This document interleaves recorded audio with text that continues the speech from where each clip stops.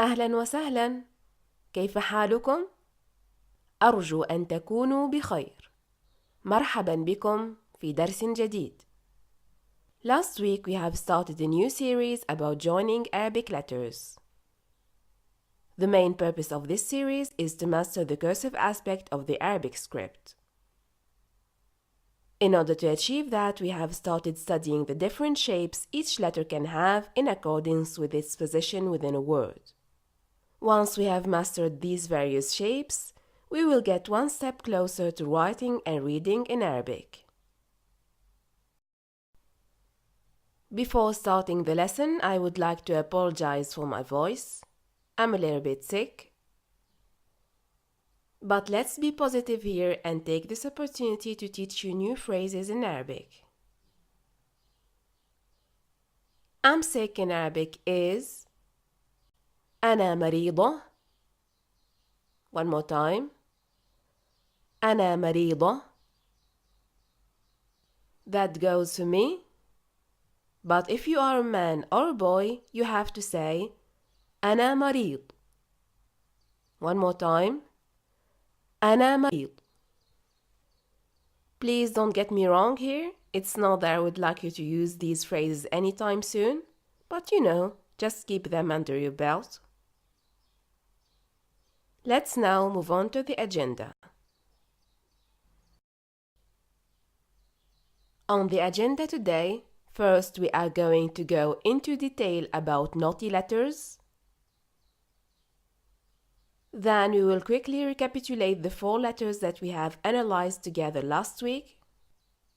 Finally, we will end this lesson by practicing joining rules on a couple of letters, starting with the letter Jim and ending with the letter Dal.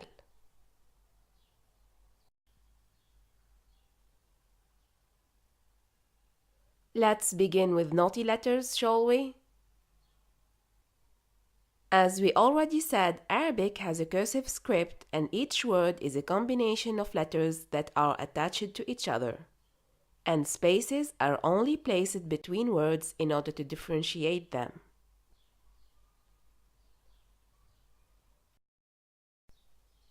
Nevertheless, some words are broken down because they contain letters that do not allow connections to be made.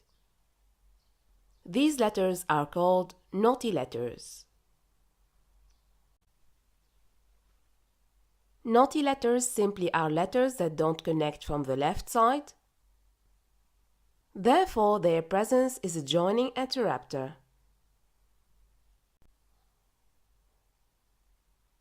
A word might have more than one cluster depending on the number of naughty letters it has.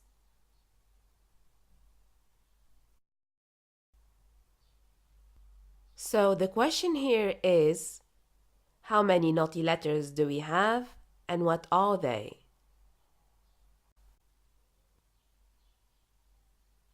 There are 6 naughty letters which do not join to any other from the left side. These letters are, from right to left, Alif, Dal, Dhal, Ra, Zay, and Waw.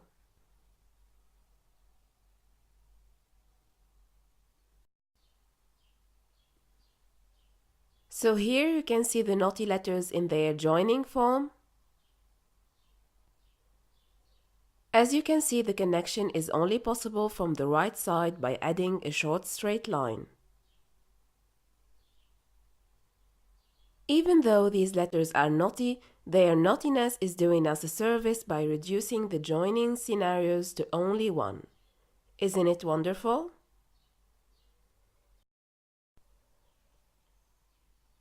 I think it's time to see some examples here. On the right side, we have words following the general rule, and on the left side, we have words containing 1, 2, or 3 naughty letters. I'm going to read these words. Every time I read a word, its translation will appear right underneath it. Let's begin by the blue circle. شمس, بيت, ملك, قصير, محيط, عنب. All of these words have one cluster because they don't carry a knotty letter. On the other side we have باب, أرنب, مدرسة, ذئب, وسادة, زرافة. These words have at least two clusters. The number of clusters depends on the number of knotty letters each word is carrying. For example, the first word on the left side, باب, which means door, has one knotty letter which is the letter alif, and the alif broke down the word into two clusters. You might find this just a little bit overwhelming, but don't worry, time and practice will help you get the hang of it. That's it. This brings us to the end of knotty letters. Now let's move on to the practice of joining rules. Since we have already studied the first 4 letters, I'm going to read them quickly. For the letter alif, we have for the isolated and initial form the word asad. And for the medial form, we have فأر. Next, for the letter ba, we have 4 different shapes: isolated, initial, medial, and final. And the corresponding words are كتاب, بيت, جبن, ثعلب.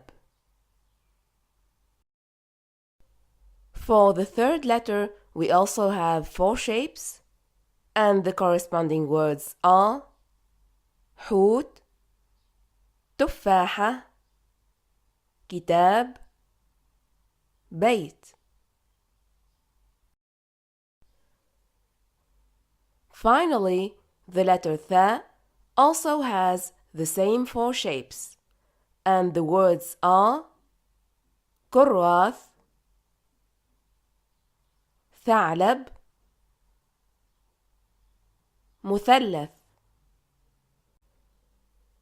And we have used the word مثلث twice because it is carrying 2 shapes of the letter tha, the medial one and the final one. Now it's time for the patterns. We didn't see these last time, so I need you to focus. They are self-explanatory. All you have to do is to follow the pattern. It shows you where does every letter sit in accordance with the line. It also helps you practice the different shapes. These 3 letters, ba, ta, and tha, have the same pattern. The only difference is the dots. Try to remember them as a family. It will be easier. And please practice these patterns as much as you can.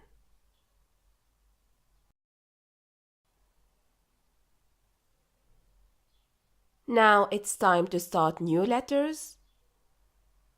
We should be starting from the letter Jim. For the isolated form, we have Taj. One more time, Taj, which means crown. For the initial form, we have جرس. One more time. جرس. جرس means bell. Next, the word نجمة. نجمة is carrying the medial form of this letter. نجمة is a star in English. And finally, for the final form, we have ثلج. One more time. ثلج, which means ice. Time has come for the letter ح. Here is how the letter looks like, isolated at the beginning, in the middle, and at the end of the word. First we have مفتاح. One more time. مفتاح, which means key. Then we have the donkey. We do call it in Arabic حمار. One more time. حمار. Right after that we have نحلة. نحلة, which is nothing but the bee. Finally, ملح. ملح. ملح means salt.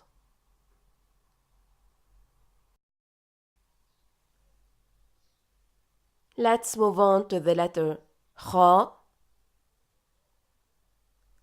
For the isolated form, we have خوخ. One more time. خوخ, which means beach. For the initial form, we have خروف. One more time. خروف, which means sheep. Next, the word نخلة. نخلة is carrying the medial form of this letter. نخلة means palm tree. And for the final form, we have بطيخ. One more time. بطيخ, which means watermelon. Now it's time for the patterns. As we already said, they are self-explanatory. But to summarize, these three letters share the same shape in their isolated initial, medial, and final form. The only difference is the dots. If you still have difficulties with the Arabic letters, please go back to the playlist that will appear on the screen.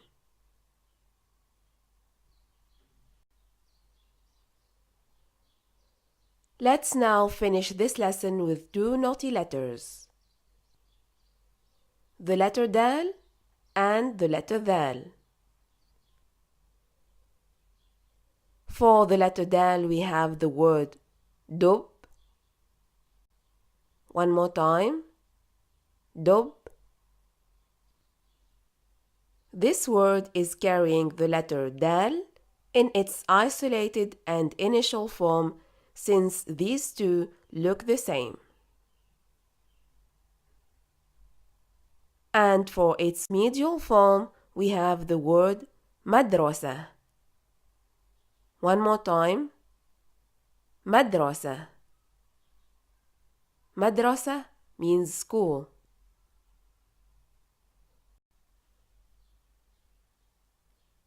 The final letter is the letter ذال.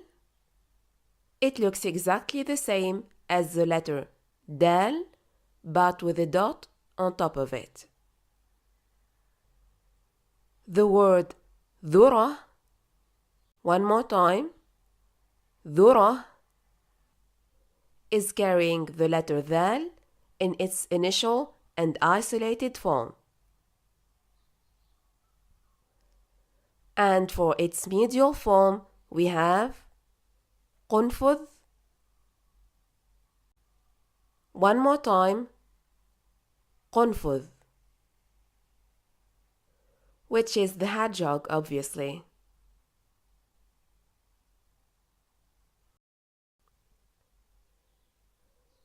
We have reached the end of this lesson, but before that, let's see the patterns. As you can see, these two letters have only two shapes because they are part of the knotty family. What you need to do is to take notes and practice as much as you can in order to soothe the path for what's coming.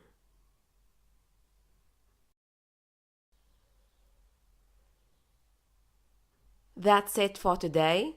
Best of luck and stay healthy.